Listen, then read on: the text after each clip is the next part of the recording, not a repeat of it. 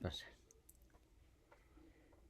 Bueno, como habíamos mencionado, nosotros vivimos completamente en una realidad que está mediada. El mundo físico, el mundo donde ocurren los fenómenos, como los fenómenos que tienen que ver con la biología, con la química, con la física, son diferentes a los fenómenos que ocurren en el mundo. Cuando nosotros queremos comparar estos fenómenos físicos, como la gravedad, como el movimiento de los planetas, son diferentes a los fenómenos del mundo. Estos fenómenos del mundo son más bien una construcción. Entonces son dos mundos incompatibles, el mundo de la física y el mundo que tiene que ver con la cultura, que tiene que ver con nuestras relaciones sociales. En esta construcción del mundo y nuestras relaciones con el mundo, nosotros estamos mediados principalmente por símbolos, por señales, por mitos, por ritos, por todo el universo de la semiótica, por todo el universo de los signos, que van a estar siendo una mediación entre lo que ocurre con todas estas relaciones que tenemos con las demás personas, con todas estas relaciones que tenemos con el mundo. Entonces, en ese sentido, no contemplamos directamente al mundo, sino todo va a estar mediado por signos. Cuando vemos una película, la película estaría representando signos del mundo. Cuando yo leo un libro, está mediado por los signos de la literatura.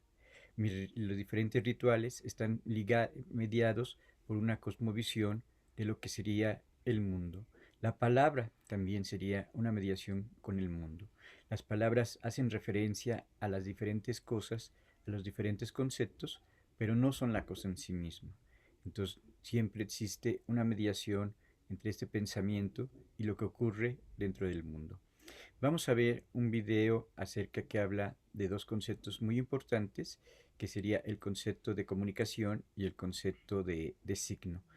No solamente nosotros nos comunicamos mediante la comunicación, sino siempre van a estar apareciendo signos no verbales, como la vestimenta, como los gestos, como los movimientos, como la ropa. Y también vamos a ver y a profundizar un poquito más con este concepto que sería el concepto de la mediación.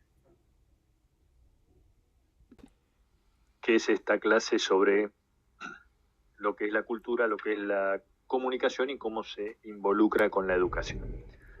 Vimos la primera parte que era la cultura, vamos ahora con la comunicación. Vamos a ver qué es esto de la comunicación. Bien, primero, definamos qué es comunicación. Seguramente, si yo les pregunto a ustedes, si las tuviese acá adelante, qué es la comunicación, sería muy sencillo definir. ¿Sí? La comunicación tiene dos grandes vertientes, dos grandes eh, conceptos que la definen. Por un lado, vamos a la palabra y encontramos la palabra común, ¿sí? Ese prefijo que define en sí mismo la comunicación. Si buscamos palabras que empiecen con común, vamos a encontrar varias palabras que tienen una idea similar, ¿sí? Comunidad, comunitario, ¿sí? Comunión. En todos los casos, ¿sí? En todos los casos esa palabra lo que está definiendo es la idea de encuentro, ¿sí? De presencia de otros, ¿sí? Lo mismo con ciertas palabras que, si bien no tienen la raíz común, sí tienen la raíz com, ¿sí? Como es compartir, ¿sí? Compartir, ¿sí? Son partes en común, ¿no? Cuando yo comparto un todo en partes con otros, ¿sí? O la palabra compasión, ¿sí? Que tiene el mismo sentido, ¿sí? Yo, cuando soy compasivo, lo estoy siendo con otro. La idea de comunicar y de estar en común tiene esa primera vertiente de la definición. La vertiente de la definición sería, entonces, el encuentro, la interacción, ¿sí? El compartir, el vincularse con otro. Esa es la primera, o un camino que nos lleva a la definición de comunicación. El otro camino que nos lleva a la definición de comunicación es más técnico, ¿sí? Que es esta transmisión de información, es decir, un mensaje va, un mensaje viene. En este sentido, tenemos entonces una segunda definición de comunicación, que sería la idea de la comunicación como intercambio de información, ¿sí? Una es más humana y otra es más de carácter funcional. Entonces, tenemos una definición de comunicación que es que hace un sentido polisémico. ¿Qué quiere decir un sentido polisémico? Lo polisémico es lo muy variada, de muy variado sentido o significado. Quiere decir poli, ¿sí? Muchos, sémico, significado o sentido. Entonces, el sentido polisémico de la comunicación es que la comunicación se define de varias maneras. Tener en común, compartir, transmitir, difundir. ¿Sí? En eso consiste la comunicación. Hay muchos conceptos que son polisémicos, ¿sí? No es la comunicación el único. Y aquí tenemos, ¿sí?, inmediatamente una definición central de la comunicación, que es que la comunicación es el problema del otro. El problema no como negatividad, sino como problemática, ¿no? Desde el punto de vista científico. Digamos, la comunicación hace a la problemática del otro. ¿Por qué? Porque es muy sencillo. Cuando yo me comunico con otro. ¿Sí? Y el otro es el único que existe para comunicarme. Por lo tanto, cuando yo me comunico, necesariamente requiero del otro. Por lo tanto, todo lo que hace a la comunicación, hace al otro. Hace al otro. Uno puede decir, bueno, pero si soy yo el que comunico, también hace a mí. Sí, pero yo soy el otro para el otro. ¿Sí? Digamos, yo soy yo solo para mí. Solo para mí soy yo. Para todos los demás, soy el otro. Y todos los demás son para mí el otro. Por eso es la problemática del otro. ¿Sí? No es la problemática mía. No soy yo el centro de la comunicación. El centro de la comunicación siempre es el otro. Ya sea porque todos los otros son otros para mí, o porque yo soy otro para los otros. Entonces, la problemática del otro es el centro de la comunicación, y esto es muy importante tenerlo en cuenta, porque cuando hablamos de comunicación hablamos del otro. Cuando nosotros hablamos de educación, ¿sí?, que es una forma de comunicación, la comunicación es central en la educación. Cuando nosotros hablamos de educación, hablamos del otro, ¿sí? Es el otro el objetivo de nuestra comunicación, el otro de nuestra acción educativa. Bien, ahora, este otro hoy es omnipresente. ¿Sí? Hay una omnipresencia. Omnipresencia, volvemos a la raíz de las palabras. Omni quiere decir totalidad. ¿Sí? Omnicomprensivo, el que todo lo comprende. ¿Sí? Omnívoro, el que come todo tipo de alimentos. ¿Sí? Omnisciente, el que todo lo sabe o lo conoce. ¿Sí? Omni, totalidad. Omnipresencia quiere decir una presencia total, absoluta del otro. Hoy tenemos una presencia absoluta en otro en nuestras vidas. Esencialmente, esta omnipresencia, esta presencia, diríamos, absoluta del otro, está dada esencialmente por los medios de comunicación, ¿sí? Es decir, los medios de comunicación hacen que el otro esté presente todo el tiempo. Cuando nosotros ponemos una red social, cuando nosotros nos conectamos a un canal de televisión, cuando nosotros miramos una página de noticias, todo el tiempo aparece el otro. El otro ronda nuestra vida como si fuera una atmósfera natural, ¿sí? El otro está en todas partes. El otro está omnipresente para nosotros. Casi nunca estamos solos. No solos desde el punto de vista físico.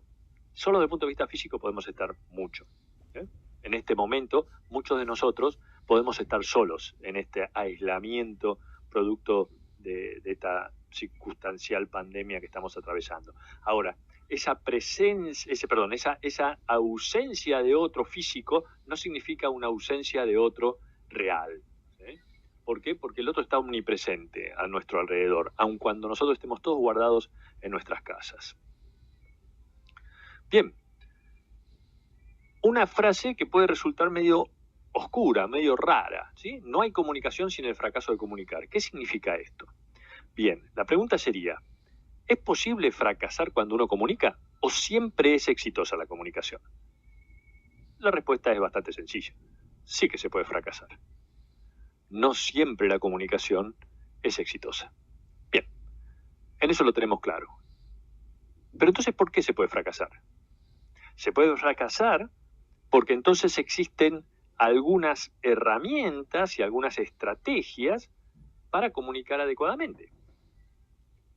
Entonces, si existen herramientas y estrategias para comunicar adecuadamente, quiere decir que la comunicación se aprende. Porque si yo puedo comunicar bien, es que hay formas de comunicar bien. Y si yo puedo comunicar mal, es porque hay cosas que me pueden llevar a comunicar mal. Si esto es así, que realmente lo es, entonces tenemos que concluir en que la comunicación no es un fenómeno natural, sino que es un fenómeno cultural. ¿Sí? Y la cultura es la que da forma a las reglas de comunicación. Las reglas de comunicación, el cómo comunicar, es parte de nuestra cultura. Comunicarse no es natural. El hombre y la mujer no se comunican por naturaleza. Tienen la facultad natural de comunicarse. ¿Sí? Por ejemplo, nuestra razón, nuestra conformación de nuestra garganta, ¿sí? Para poder ejecutar ciertas acciones que hacen que uno hable, eso es natural. Pero si alguien no nos enseña a comunicarnos, no nos vamos a comunicar nunca. Si nadie nos enseña a pronunciar palabras, no vamos a pronunciar palabras. Entonces, las reglas de comunicación, por ejemplo, la lengua, el idioma, ¿sí? Son reglas de comunicación, nos la enseña alguien. Si alguien nos la enseña, es porque esa regla es cultural. Por lo tanto, partimos de la base que nadie aprende a comunicarse solo. ¿Sí? Eso hace las dos facetas de la comunicación, esa doble dimensión de la comunicación. Una primera dimensión es la dimensión normativa, que es esto de que hablamos, las reglas, la norma de comunicación, los códigos de comunicación. ¿Qué es un código de comunicación? Por ejemplo, un idioma. Yo he aprendido los códigos de la lengua española, ¿sí? O la lengua castellana. Yo lo he aprendido. Manejo esos códigos. Ahora, si yo no domino los códigos de la lengua inglesa, ¿sí? Entonces no podré comunicarme en inglés. Si yo no aprendo los códigos de la lengua francesa, no me podré comunicar en francés. Si yo no aprendo los códigos de lectura de las notas musicales, yo no podré leer un pentagrama. Entonces, los códigos y las reglas normativas de la comunicación se aprenden. ¿Y cómo se aprenden? A través de la educación. La educación formal, como la de las escuelas, o la educación menos formal, como pueden ser la educación que obtenemos de nuestras familias, la comunicación que obtenemos, las formas de aprendizaje que obtenemos en nuestra vida cotidiana, más allá de la escuela o de nuestras familias, los medios de comunicación, ¿sí? Son, como decíamos en la primera clase, esta transmisión de cultura que hacen los medios, la lengua, las formas de comunicarse, son normas. Por lo tanto, la primera dimensión de la comunicación es la dimensión normativa. Y después tenemos una segunda, que es la dimensión funcional. ¿Qué es esto? Esencialmente, ¿para qué nos sirve la comunicación? Son reglas, como decía ahí, para la eficacia, ¿sí? Para la economía, para nuestro trabajo, para ejercer nuestras actividades, para relacionarnos, ¿sí? Es para lo cual nos sirve. Entonces, la doble dimensión de la comunicación sería lo normativo, que es cómo nos comunicamos, y lo funcional, que es para qué nos comunicamos. Ahí tenemos las dos dimensiones. Las dimensiones que hacen a la comunicación, ¿correcto? Entonces, la comunicación no es un fenómeno natural, es un fenómeno cultural, y ese fenómeno cultural se aprende. Y se aprende en su forma, en su cómo, y se aprende en su objetivo, en su para qué. Bien. Y si hablamos de comunicación, la comunicación tiene modos. Hay muchos, pero los vamos a resumir en cuatro modos básicos. ¿Sí? Esto que estamos haciendo ahora, hablar. El lenguaje.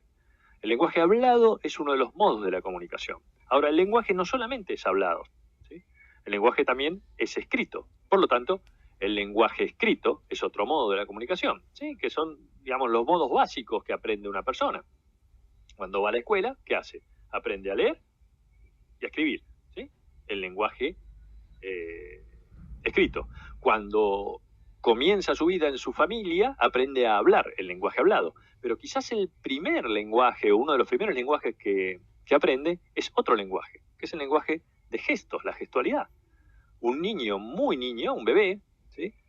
Comienza a gestualizar en la intención de que lo entiendan, de comunicarse. Volvemos a lo de la naturaleza. Fíjense qué interesante, porque cuando un bebé se intenta comunicar, intenta algún tipo de comunicación con su madre. Ahora, quienes ustedes han sido madres, lo podrán aseverar. Quienes no, lo mismo, las experiencias se transmiten. Que los primeros intentos de comunicación del niño para con su madre son siempre frustrados. ¿Sí? El chico llora, patalea, se mueve, etc. Y la madre que intenta es interpretar esa situación, interpretarla, que no necesariamente quiere decir que lo logre interpretar, hasta que en un momento dado, ¿sí?, hay un intercambio de gestualidades que de algún modo van aprendiendo mutuamente el niño, el bebé y la madre, cuál es ese código común de gestos que los pueden hacerse entender, ¿sí? Como puede ser un llanto de una determinada manera o con una agudeza determinada, ¿sí? Una risa, un movimiento, ¿sí?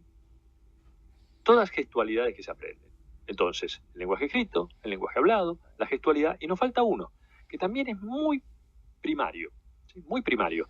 Quizás seguro antes que el lenguaje escrito, que ustedes como aspirantes de educación inicial lo van a usar después en su profesión, que es esencialmente la imagen. La imagen es uno de los 4 modos básicos de la comunicación, ¿sí? El lenguaje, los gestos, la escritura y la imagen.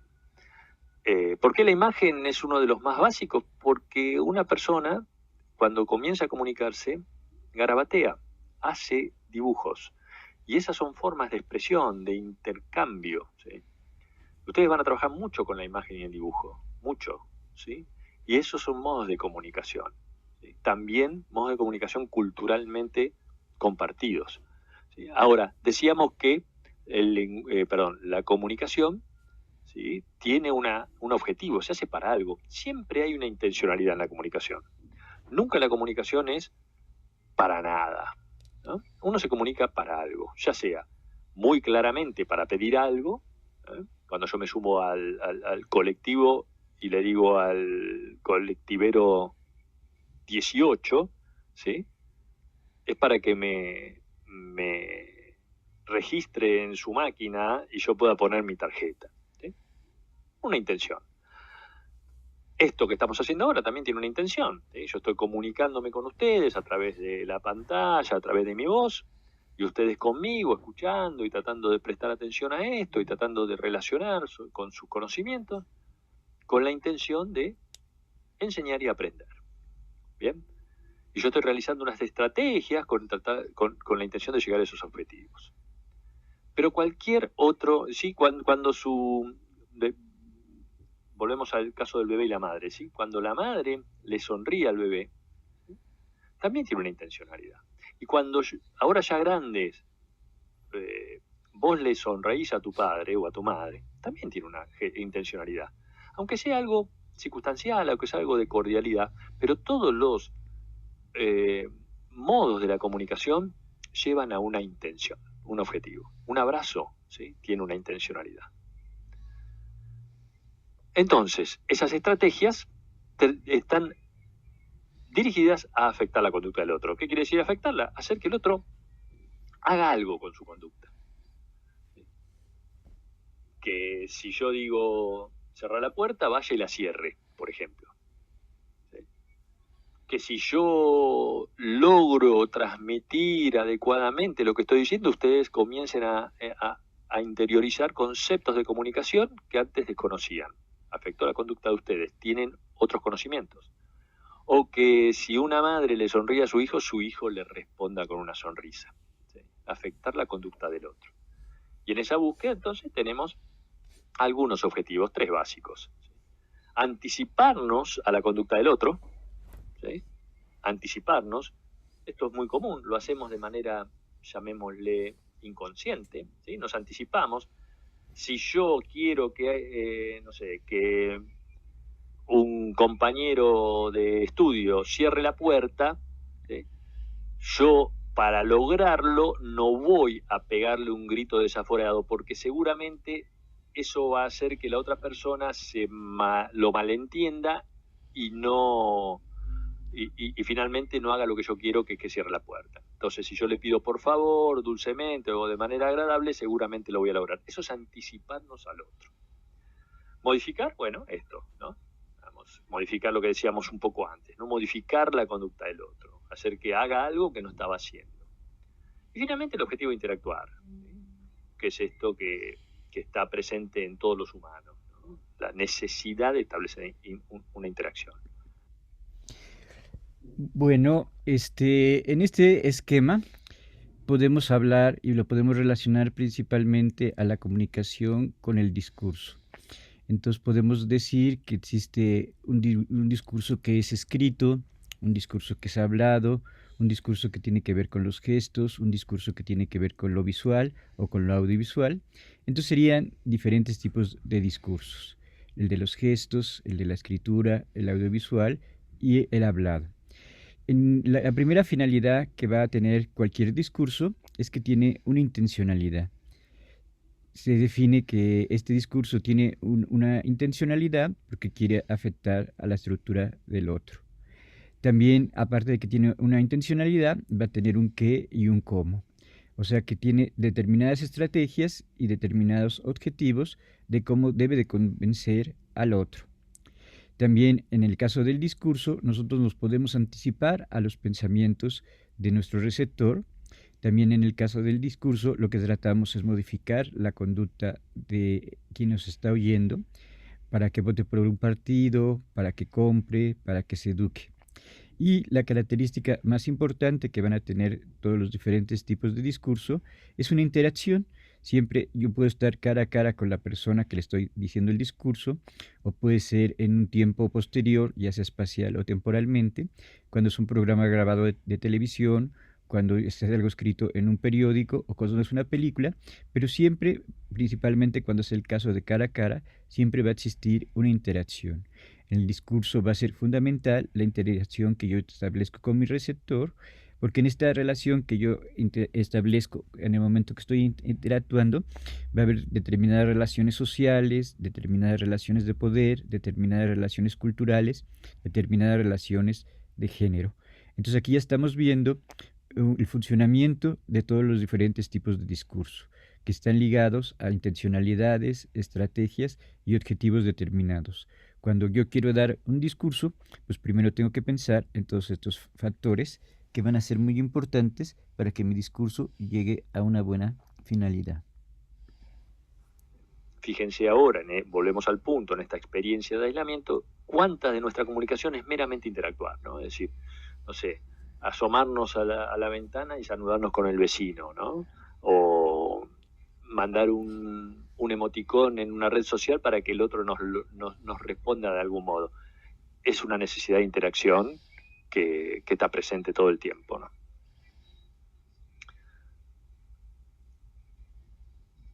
Vivimos entonces en un ecosistema comunicativo. ¿Cuál es la idea del ecosistema? La idea del ecosistema es, ustedes lo conocen, ¿qué es un ecosistema? Seguramente lo han aprendido en otras materias, ¿no? Un ecosistema, por ejemplo, natural es la conjunción de elementos formando parte de un todo, ¿sí? El ecosistema natural será la tierra, el agua, las plantas, los humanos, los animales, todos, ¿sí? Compartiendo un mismo sistema y funcionando de algún modo como uno complemento del otro. Si llueve, la tierra absorbe los minerales, suben las plantas, crecen, emiten oxígeno, nosotros respiramos. Es decir, esta idea de que vivimos dentro de un mismo ecosistema. Llevemos esta idea a la comunicación. Y entonces estamos viviendo nosotros precisamente en un ecosistema comunicativo. Es decir, en un mundo cultural lleno de comunicación. Es decir, la cultura nuestra es una cultura de comunicación y a su vez, ¿sí?, la comunicación en sí misma suma a un montón de acciones que hacen a nuestro desarrollo diario y cotidiano. Y no decimos solamente la tecnología, porque la existencia de un ecosistema comunicativo sin duda está impulsada en mucho por la tecnología. Es decir, todos estos elementos tecnológicos que tenemos a nuestra mano, que lo que hacen es producir y producir y producir comunicación. Pero no solo eso, porque lo importante de la tecnología no es la tecnología, no es el aparato tecnológico, sino qué hacemos con ella. No es tanto el celular, ¿sí?, sino qué hacemos con el celular. No es tanto la red social, sino qué hacemos con la red social. No es tanto la computadora y el internet, sino qué hacemos con la computadora e internet. Fíjense esto, en este momento, ¿sí?, aislamiento, cada uno en su casa, etcétera, sin ir a clase, las clases suspendidas. Bueno, todos tenemos dispositivos a patadas, ¿sí?, en general hablo, ¿no? Pero tenemos celulares, computadoras, televisores, conexiones a internet, conexiones a cable, música, Spotify, Netflix, etcétera, etcétera, etcétera. Ahora, ¿qué hacemos con ello? Vamos a lo educativo. Todos tenemos aparatos, todos tenemos tecnología en nuestra casa. Ahora, qué difícil se está haciendo que eso se traduzca en una acción educativa, ¿no? Ustedes ven que nosotros, los docentes, y ustedes como alumnos, estamos experimentando, ¿sí? ¿Por qué? Porque no es tanto la tecnología, sino qué hacemos con ella. Esto es muy importante tenerlo en cuenta. Entonces, el ecosistema no son los medios. Por ahí uno dice, bueno, el ecosistema comunicativo es la Internet. No, también es la Internet, ¿sí? También es la Internet, pero no es la Internet. Es la Internet y muchas otras cosas más. Nosotros estamos adentro del ecosistema, ¿sí? Nosotros estamos en el ecosistema comunicativo. Por lo tanto, el ecosistema comunicativo nos tiene a nosotros, lo tiene a los otros, y tiene la Internet, y tiene la educación, y tiene la cultura, y tiene las palabras, y tiene la escritura, y tiene los libros, etcétera, etcétera, etcétera. Pero llegamos a un punto muy interesante, que es el tema de las mediaciones. Entre nosotros y los medios están las mediaciones. Por eso decimos, el ecosistema no son los medios. Quizás el ecosistema son las mediaciones. ¿Qué son las mediaciones? Las mediaciones precisamente son todo lo que está entre nosotros y las cosas, y la realidad. Vamos a tomar el caso de los medios. Entre nosotros y los medios está lleno de mediaciones. Nuestras familias son mediaciones, nuestros aprendizajes son mediaciones, nuestros amigos son mediaciones, nuestros pensamientos, nuestras reflexiones, ¿sí?, nuestros conocimientos son mediaciones, los libros son mediaciones, nuestra fe, nuestra religión, nuestra cultura son mediaciones, el arte son mediaciones, son cosas que hacen a nuestra vida, son fenómenos que hacen que nosotros vivamos, ¿sí?, dentro de un entorno de comunicación. Vamos a un caso. Si yo veo un árbol, ¿bien?, sé que eso es un árbol.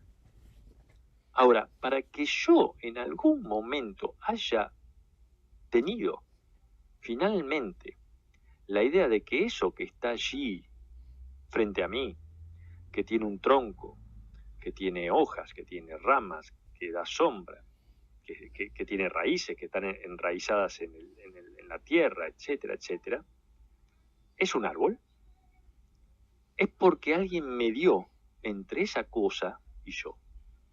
Si no, yo no sabría que eso es un árbol. ¿Y quién me dio entre esa cosa y yo? Mi familia, mi papá, mi mamá, ¿sí?, que un día me dijeron árbol, ¿sí? Y yo seguí adelante con esto, y un día vino un maestro y me enseñó, ¿sí?, por qué existen las raíces, ¿sí? ¿Por qué las hojas se caen y vuelven a aparecer al tiempo? ¿Sí? ¿Por qué el árbol revive cada 6 meses y muere y vuelve a revivir? ¿Sí?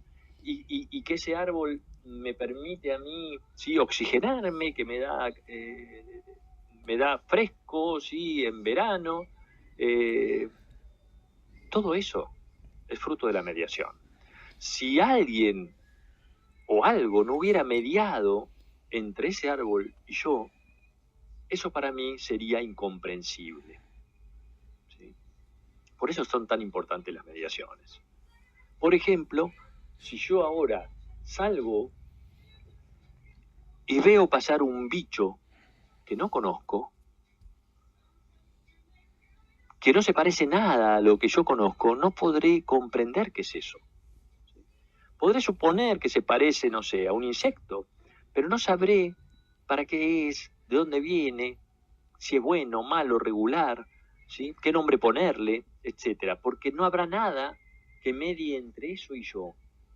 Lo único que podré hacer es darle algún sentido bastante similar a lo que yo conozco, ¿sí? Este bicho se parece, no sé, a una langosta, ¿sí? Pero no es una langosta, porque si la veo bien no es una langosta, pero se parece. Entonces digo, bueno, parece una langosta, pero también parece un grillo, pero es más chico, ¿sí?, que una langosta. Bueno, todo este tipo de análisis que yo tengo que hacer ante una cosa desconocida es porque no hay ninguna mediación que me relacione con esa cosa. Por eso son tan importantes las mediaciones. Somos seres de mediaciones. Las comunicaciones humanas están mediadas para entender la realidad. Nadie sabe desde cero. Nadie. Volvemos al ejemplo del árbol.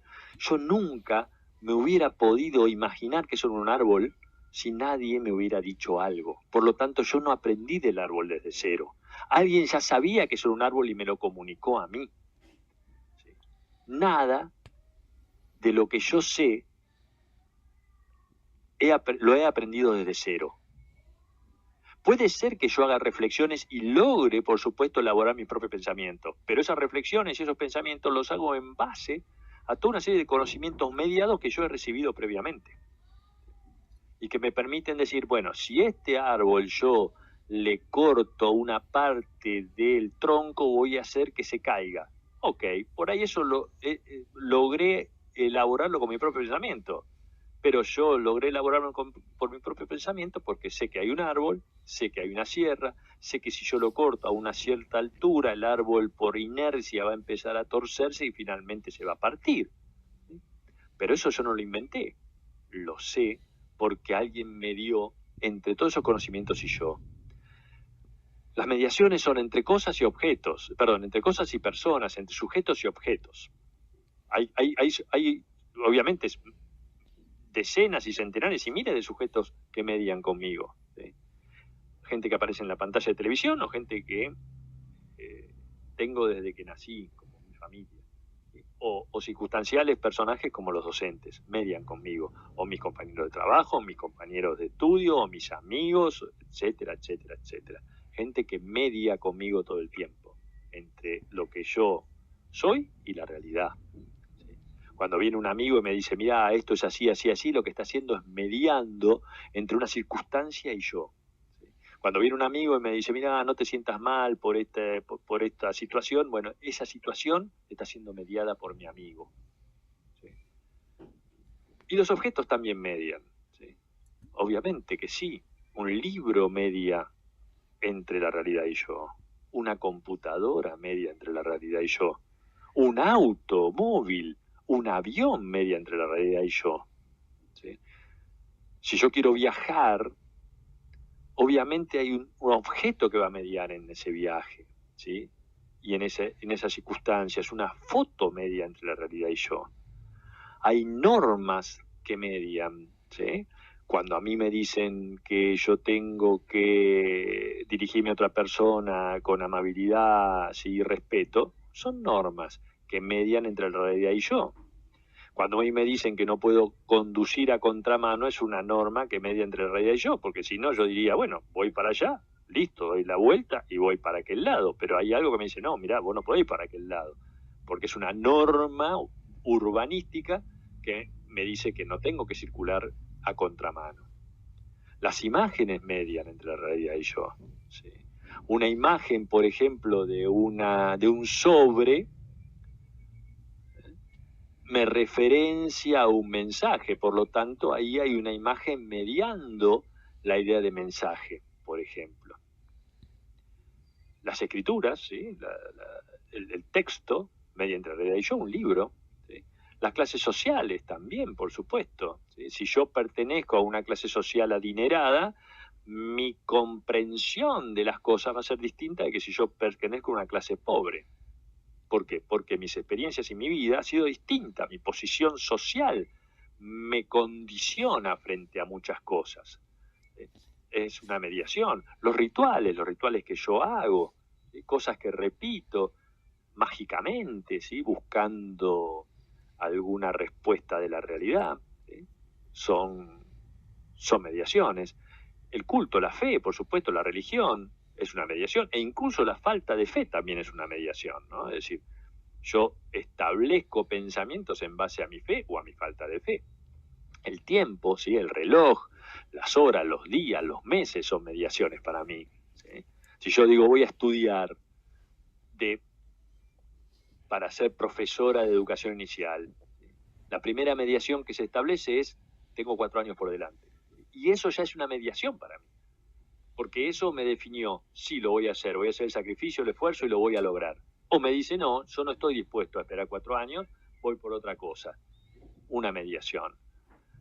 Las memorias, ¿sí? Mi memoria, lo que yo guardo en mi memoria y lo que olvido son mediaciones. ¿Sí? Hay cosas que olvido para no repetirlas, o cosas que memorizo para repetirlas. Experiencias, las cosas que hice son mediaciones. Me enseñan mucho mis experiencias. Con lo cual, cuando yo voy a hacer algo, en base a la experiencia, ¿sí? Lo hago bien, mal, regular, mejor o no lo hago. ¿Sí?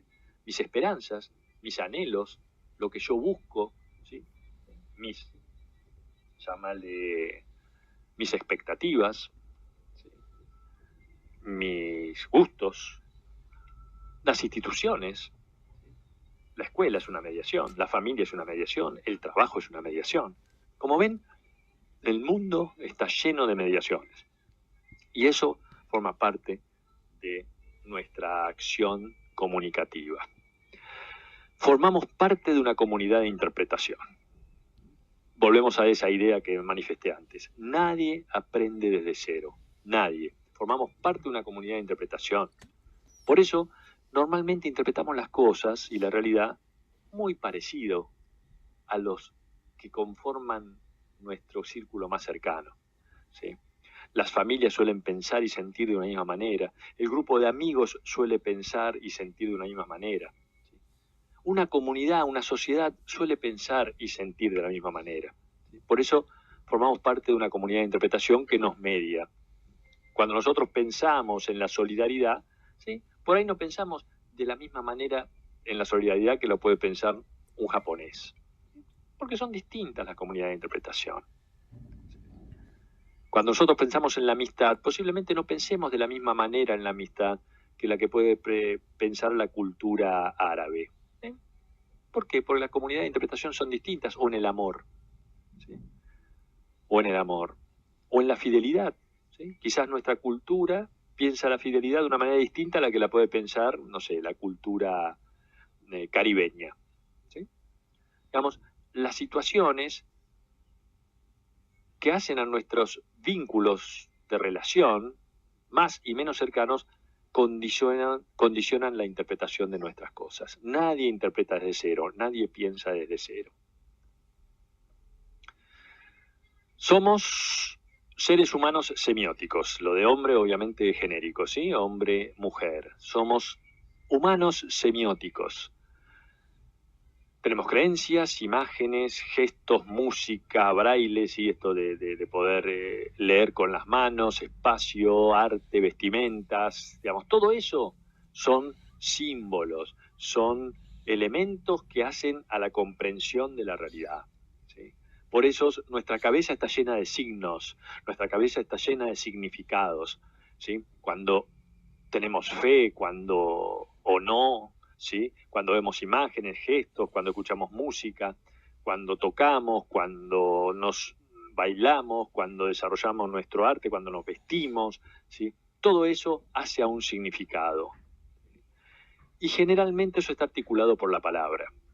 Quiere decir, nosotros describimos la realidad a través de palabras, nos describimos a nosotros a través de palabras, explicamos la realidad a través de palabras, interpretamos la realidad a través de palabras, nos empalabramos la realidad. La realidad está empalabrada. Cuando nosotros queremos expresar algo, lo hacemos por palabras esencialmente, también por gestos, pero los gestos acompañan, ¿sí?, esta palabra que es la forma básica de comunicación, el signo por excelencia. Entonces, esa palabra construye el mundo, que le ponemos la idea de esta palabra mundus, ¿no? Esto es más filosófico. Pero la idea es que nosotros construimos un mundo de palabras, que no necesariamente es ese mundo real, concreto, ¿sí?, objetivo, sino es un mundo que nosotros nos damos, que nosotros construimos. La palabra construye ese mundus. Es una herramienta social porque ese mundus es compartido por nuestra comunidad, ¿sí? Lo real, ¿sí?, se vuelve palabra. La palabra construye la realidad. Nosotros cuando hablamos, cuando expresamos, cuando narramos una realidad. Y la narramos. Narrar es poner palabras al vivir. Es decir, cuando nosotros queremos expresar lo que es nuestra vida, la ponemos en palabras. Y al ponerla en palabras la narramos, la escribimos con nuestra mente, ¿sí? Desarrollamos un libro de nuestra vida, aunque no lo escribamos, ¿sí? Narrar la realidad es poner las palabras en la realidad. Y toda cultura narra, toda sociedad narra, toda sociedad tiene una narración de su historia. Y cada uno de nosotros tiene una narración de su vida, una forma de relato que va hacia alguna parte, ¿sí? Todos nos narramos a nosotros mismos. Toda vida tiene una narración. Toda vida, ¿sí?, se narra. Y ninguna vida se narra sola, ni desde cero, sino que se narra a través de otras narraciones que nos median. La narración de mi vida está mediada por las narraciones de mis padres, de mi familia, de mis maestros, de mis amigos, de mis enemigos, del arte con el cual convivo, ¿sí?, del espacio físico en el que convivo, de mi lengua, de mi fe, de mis experiencias, de mi pasado, de mi futuro, de mis esperanzas, de mis fracasos, de mis éxitos. Todo eso me media para que mi vida sea narrada. Nadie narra desde cero. Vivimos entonces procesando símbolos. Eso es lo que hacemos. Procesamos símbolos todo el tiempo. Y vamos generando nuevas sensibilidades, nuevas formas de entender la vida, nuevas emociones y expresiones. Vamos generando nuevas formas de percibir la realidad, nuevas culturas, ¿sí?, a través de la comunicación. Por eso no somos las mismas personas de hace 1000 años, sino que ese procesamiento de símbolos nos ha dado nuevas formas culturales, nos ha dado nuevas formas de vida, nuevos modelos, ¿sí?, de vivir, nuevas culturas que se han ido generando, ¿sí? De eso se trata este fenómeno de la comunicación humana, ¿sí?, de que la comunicación impulsa también a las personas a darse nuevas formas de percibir la realidad y de vivir. Esto que ven ustedes es la gente en un tren en los años 50. ¿Sí? Esa era una forma de percibir la realidad a través de esa herramienta de lectura y de ese medio de comunicación llamado diario. Pero si nos trasladamos 70 años después, nos encontramos con esto, el mismo tren, o parecido, y la gente no lleva un diario. Llevan celulares en sus manos. Hay una forma distinta de mirar la realidad, ¿sí? Pero son las mismas personas que han atravesado 70 años de vida, ¿sí?, de cultura, de transformaciones, de retrocesos y avances. ¿Sí? Pero las formas de comunicación hacen que la comprensión de la vida sea distinta. ¿Sí? Mirar la vida a través de un diario escrito en un papel no es lo mismo que mirar la vida a través de una pantalla, de un celular. Porque además todas esas personas que están mirando esa pantalla del celular están haciendo cosas distintas. Algunos están leyendo, otros se están comunicando con otros están mirando un video, otros pueden estar escuchando música, otros compartiendo un tweet o un posteo, ¿sí? Etcétera, etcétera. Fíjense esta otra imagen. Una actuación escolar, chicos, y todos mirando a través de su pantalla de teléfono, ¿no? De celular. Cada uno al suyo, ¿no? Esta es una forma en la que decíamos lo que decíamos antes, ¿no? No importa tanto la tecnología, sino qué hacemos con ella. ¿Qué hacemos con el celular? ¿Filmamos a todos o filmamos solamente al nuestro? ¿Sí? El celular se transforma en una pantalla muy individual, ¿no es así? Digamos, nadie está filmando a todos, cada uno está filmando a uno, al propio. ¿Sí? Esto es un rasgo cultural. Podría ser que no hiciéramos eso, podríamos filmarnos todos a todos, pero no lo hacemos. Entonces lo importante no es el celular, sino lo que hacemos con el celular. ¿Sí? Lo importante no es la tecnología, sino lo que hacemos con la tecnología. ¿Sí? Fíjense, acá hay 10 años de diferencia entre una foto y la otra. Y en las dos hay celulares de modo protagónico, ¿no?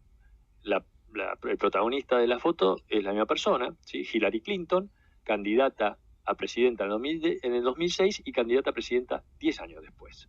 ¿Qué está pasando con esos celulares? Muy sencillo.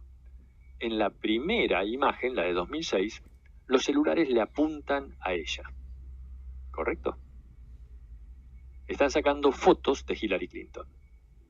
En la segunda imagen, 10 años después, los celulares apuntan a cada una de las personas que ve ese celular, es decir, la famosa selfie. Hillary Clinton se transforma allí en un segundo plano.